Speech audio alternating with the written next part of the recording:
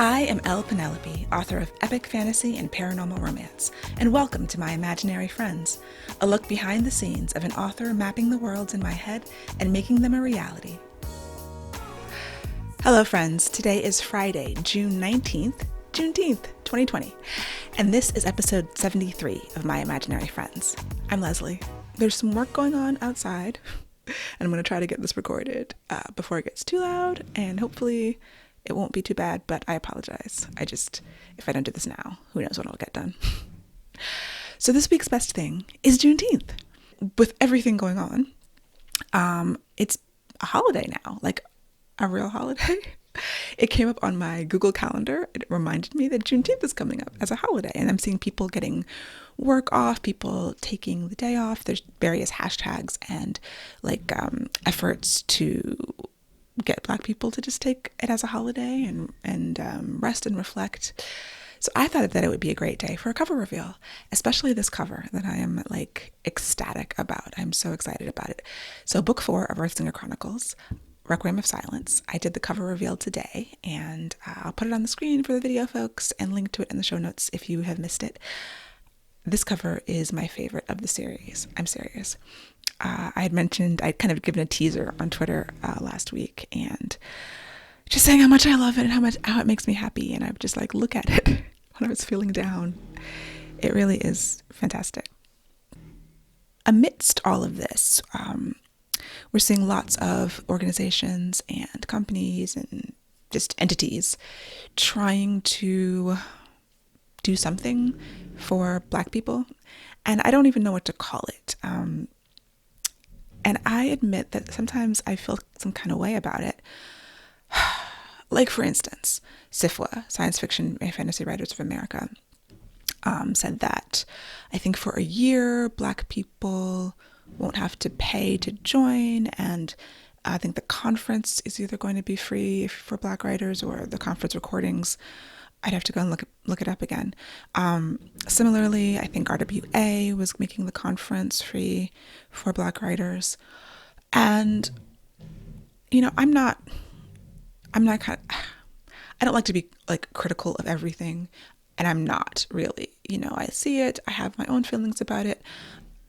I think that it's indicative that people are really trying to do something to show support for Black Lives Matter and show support for just human rights and equality, and I definitely applaud that. Personally, the reason I never joined SFWA is not because I couldn't afford it, and it does make me feel, I don't know, just it gives me a little bit of pause when I see that the first thing people are trying to do is make things free or discounts or scholarships, and I know I'm speaking from a place of privilege, and I totally acknowledge that. Yes, I can afford it. That's not the reason, and I'm blessed to be able to, have the economic security that I have. And I'm not trying to, I do want to acknowledge that. And maybe that is the root of my feelings.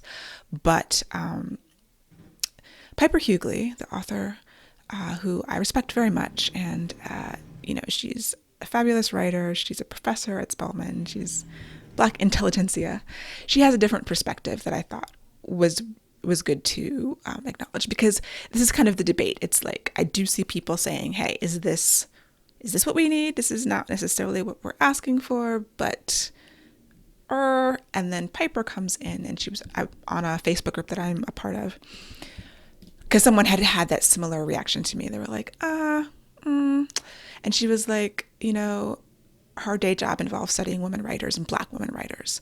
And so she says she's well versed in their struggles with publication. And she has seen these various opportunities from publishers and agents and things for Black writers. And she's seeing them getting kind of low engagement. And her point was, take the opportunity. She goes, I don't care what it is or who's offered it, take it. They know that we are owed every single thing that is offered to us. So if it's offered, take it. And she views it as reparations. So whether it's, query letter reviews, scholarships, registrations, networking opportunities, sort of in honor of the Black authors and creatives who came before us who didn't have those opportunities. And not just in days of old, but currently, there are editors that have come into the spotlight for bigotry and their practices. So take the opportunities and view them as reparations.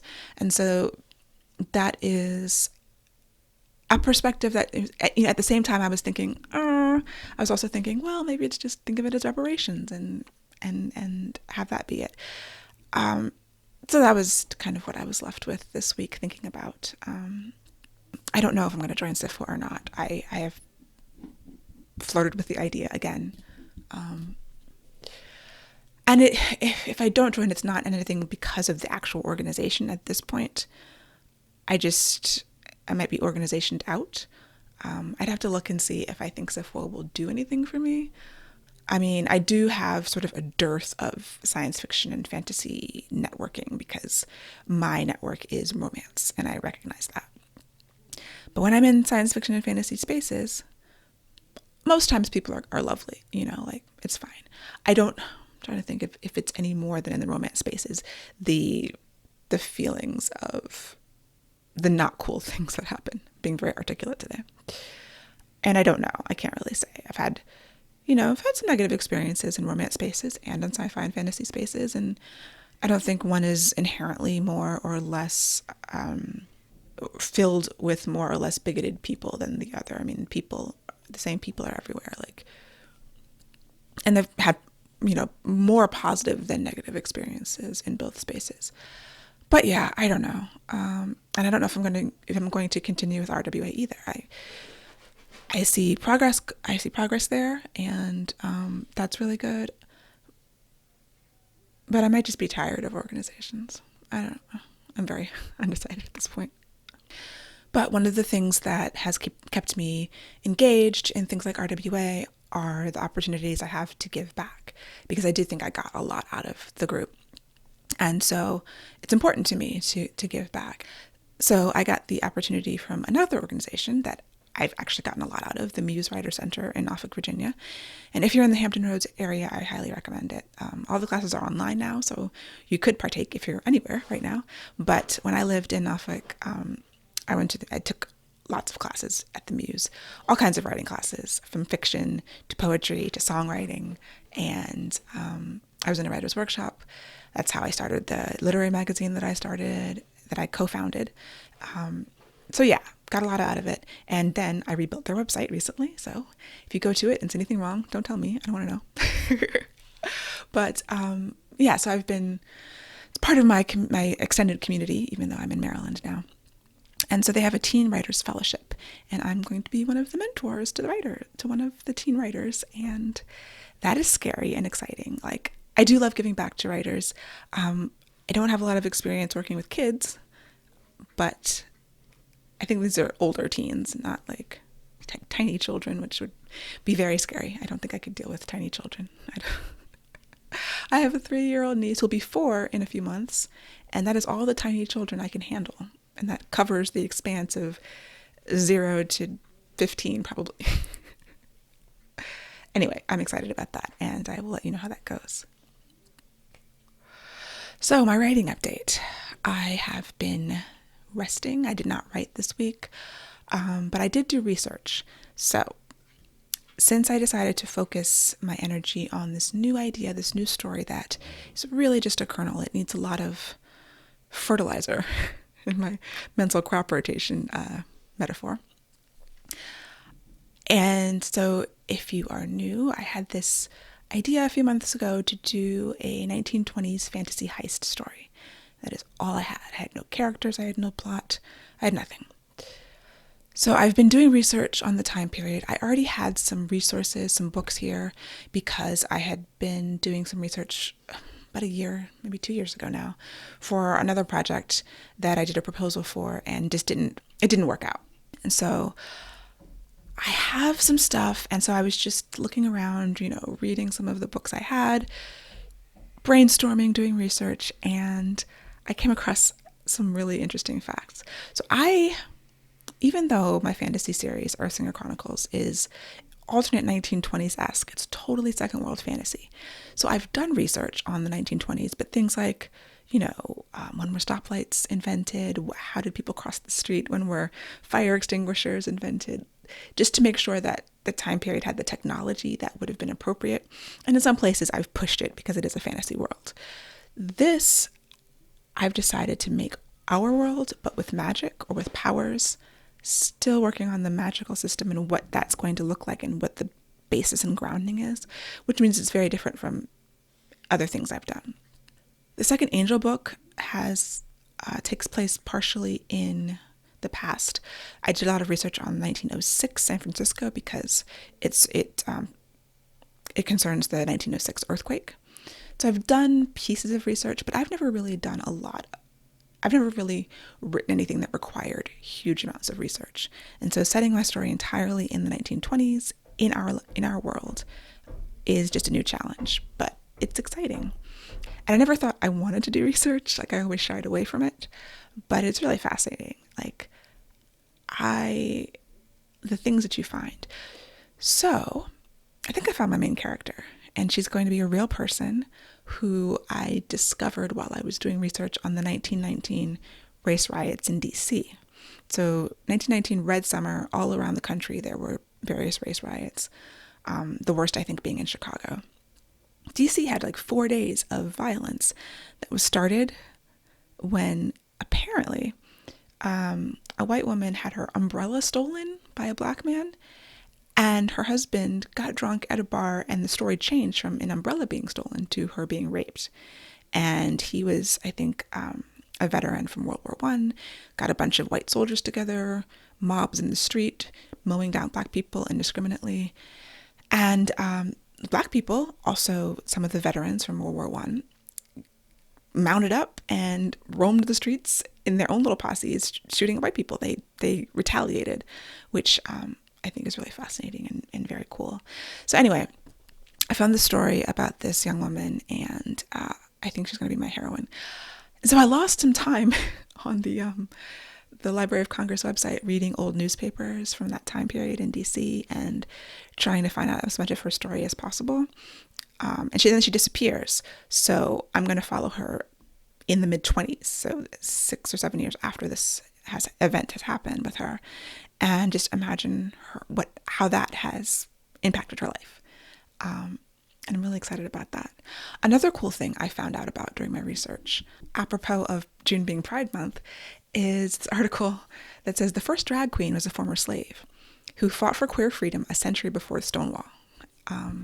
So there was this man, William Dorsey Swan, who had been born in slavery and in Maryland. And then he was in part of this DC queer community that had drag balls in the late 1800s. And those were not just in DC. I mean, I had started researching them when I found out about them in Harlem, that in the late 1800s, they had these drag balls, which drew like lots of people, black people. And then when the white people found out about it, they would come and just watch and gawk. Really fascinating stuff. So Swan, there's a headline from the Washington Post in 1888 that says, Negro dive raided, 13 black men dressed as women surprised at supper and arrested. So yeah, the fight for LGBTQ rights has been going on since slavery, I guess. And that was just fascinating too. And so I think some of that's going to go in terms of how it was still going on in the 1920s, these balls. So I'm trying to find the story, basically. I'm doing this research to find the characters in the story. I knew I wanted a heist. I knew I had to have a team. Part of my favorite thing about any heist story is like gathering the team together, that whether it's a montage or whether it's a big part of the story. And so I had these sort of archetypes, and as I've learned more about the different kinds of people that I wanted to tell stories about. And so yeah, as I've just been kind of randomly reading articles, falling down rabbit holes, letting one thing lead to the next, I've been slowly uncovering the layers of this thing, and it's really exciting and it's fun, So the other part of my writing update is getting ready to work on the revision for Requiem of Silence. Like, which book am I talking about? So I've been rereading / listening to the others in the series. I finished the audiobook for Song of Blood and Stone. I'm in the middle of the audiobook for Whispers of Shadow and Flame. And then I will have to read the arc of Cry of Metal and Bone. And so yeah, that's going to take me to the end of the month, I'm sure. I'm also going to read the novellas because simultaneously with revising, I'm going to be writing the short story. That's part of the pre-order campaign. That is the extra epilogue for book 3. So yeah, that is going well. And I have heard a couple of little things, like I realized, oh, there's a mistake. Can't change that. But it's not as bad as I thought it would be. It's a little bit painful to hear a mistake, but whatever. And, I fall in love with the story again. Sometimes I'm critiquing my writing, which I knew was going to happen, but more often than not, I'm actually enjoying my writing, which is good. I love these stories, and I do like sinking back into that world, and there are things that I forgot. Like, I don't remember writing that, but also details that are going to help me because, some things I got wrong and I have to update the story Bible, like hair, things that are in book 4. Luckily, I haven't discovered anything that I messed up in book 3 because I think I did reread these when I was, deep in writing book 3, but yes, so that's moving right along. But this break has really been necessary, and I felt so much lighter, and my day has just been opened up, and it's just so much more relaxing, and especially with everything going on in the stress of current events and social media, which I still need to get off of more. I'm doing a very bad job of that. But having this sort of space opened up in my brain has just been exactly what I needed. So it is a good idea to totally unplug. And I'm just really feeling refreshed. Imagine that. Taking a break is good. Note to self. And over the past few weeks, I've seen a lot of people coming together to try to support Black authors and Black bookstores. And there have been some discussions about, especially in the romance community, about the difference between Black romance and Black authors. And this is something that is I get on a soapbox, and I'm not going to get on a soapbox here because I don't know, I just don't think it's appropriate. But there is a difference. So yes, you can support Black authors and you can support Black books, and it's not always the same thing because not all Black authors are writing Black books. Some are writing multicultural books, some are writing non-multicultural books, shall we say. And then there's, people trying to support Black authors who are putting white authors on those lists or non-Black authors on those lists. I saw someone had a list of Black authors that included Alicia Rai, and she was like, maybe you should make sure the authors are Black before you do that. I'm hoping are just honest mistakes. I mean, I'm assuming, I do try to assume the best of people until I know otherwise. Yeah, no, there's a difference. And I'm glad that people are talking about that.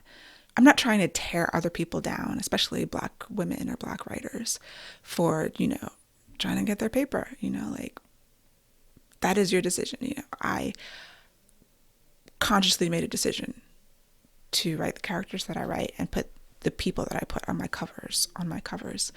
And that's really important to me. And that's a stand that I'm willing to take regardless. So yeah, I'm glad the conversation is being had. Write whatever you want to write. And, and readers have the option to read whatever they want to read. And we all make choices with our pocketbooks, and we have that purchasing power. So on the one hand, I'm glad and I'm happy that attention is being brought to Black books and Black authors. On the other hand, there was a tweet that I retweeted a couple weeks ago that was like, people shouldn't have to die for y'all to read our books, That's just the way the world is. I try to be as realistic as possible and not too cynical. I have the cynicism to battle my optimism. They're always at war. It just leaves me wishing there was such a thing as a meritocracy. I would like nothing better than may the best book win. Because there's so many people, and the best book for someone someone's best book is not going to be everyone's, but, there's these two competing things. Like, I'm grateful that people are, that these hashtags and these campaigns to support Black authors and Black creatives and Black everything is happening, It shouldn't have to, but it does. I don't know. I don't really have a point. Also, I finished designing the swag for Cry of Melon Bone, so bookmarks and stickers. I've had bookmarks and stickers for the whole series, and at one point I was like, should I do them for every book? But I might as well. So I have to order those. I think I was supposed to order them this week already. I have not ordered them yet, but I was tweaking the design because the cover, the proportions just made it a little bit more difficult than it had been for the first two books, but I got it done. I figured it out. I have to order them, which I will. It's been on my list to do every day this week, and for some reason I haven't done it. And it's not hard. It's just one of those things where it's like, go to the website, order them, upload the files, you're done. Just have to do it. And once I do that and get the form together, I will officially post the pre-order campaign. I did a teaser for it in my newsletter this week, but I haven't actually put all the pieces together to get it a thing that you can actually do, which another thing on my list. So this week, goals. I think my break will have to be over.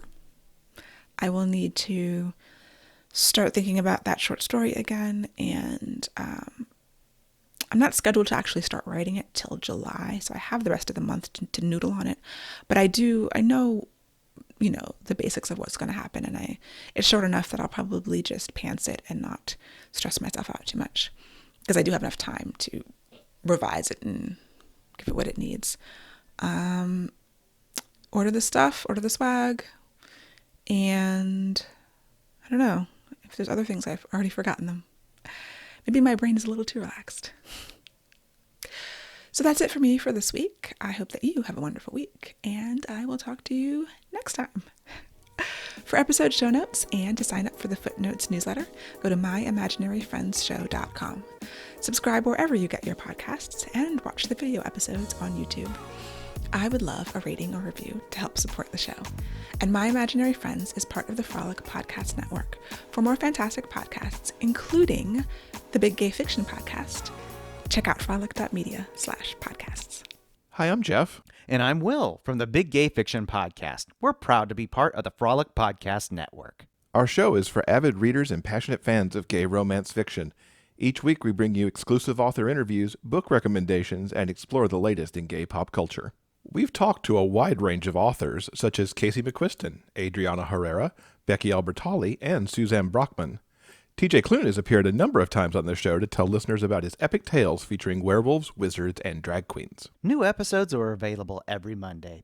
You can find us at biggayfictionpodcast.com and wherever you listen to your favorite podcasts. We hope you'll join us soon. Until then, keep turning those pages and keep reading.